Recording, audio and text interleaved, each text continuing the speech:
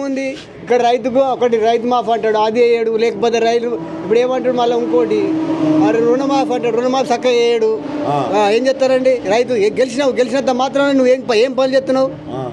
అప్పులు అప్పులు అప్పులు అని చెప్పినావు. ఎక్కడి అప్పులు ఎవరే కానీ పెద్దారు పెట్టుకున్న అప్పులు ఉండయా మరి?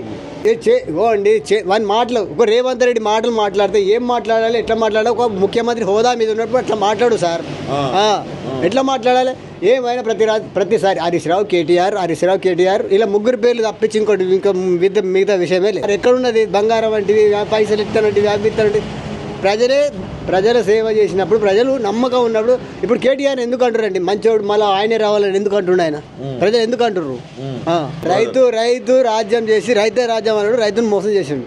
ఫ్రీ కరెంట్ అన్నాడు, ఉన్నోళ్ళకి అయింది, లేని వాళ్ళకి లేదు. ఫ్రీ గ్యాస్ అన్నాడు 500 అన్నాడు, 500 లేదు. మళ్ళీ అదే సేమ్ 900 పడ్డది. 900 గ్యాస్ 950. ఏది కాదండి. మళ్ళీ కాంగ్రెస్ ఈ జీవితంలో రాదండి. టీడీపీ ఎట్లా పోయిందో మళ్ళీ కాంగ్రెస్ అట్లా పోద్దాం మరి తెలంగాణలో. పక్కా పోతా చూడు.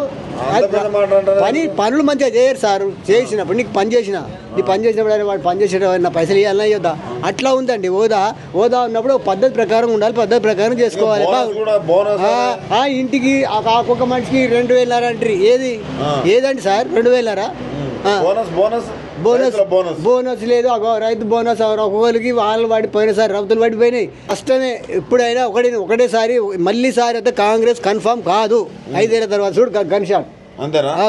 కాంగ్రెస్ పార్టీ కష్టం అండి, కష్టం. కాంగ్రెస్ పార్టీ తరఫున కష్టం.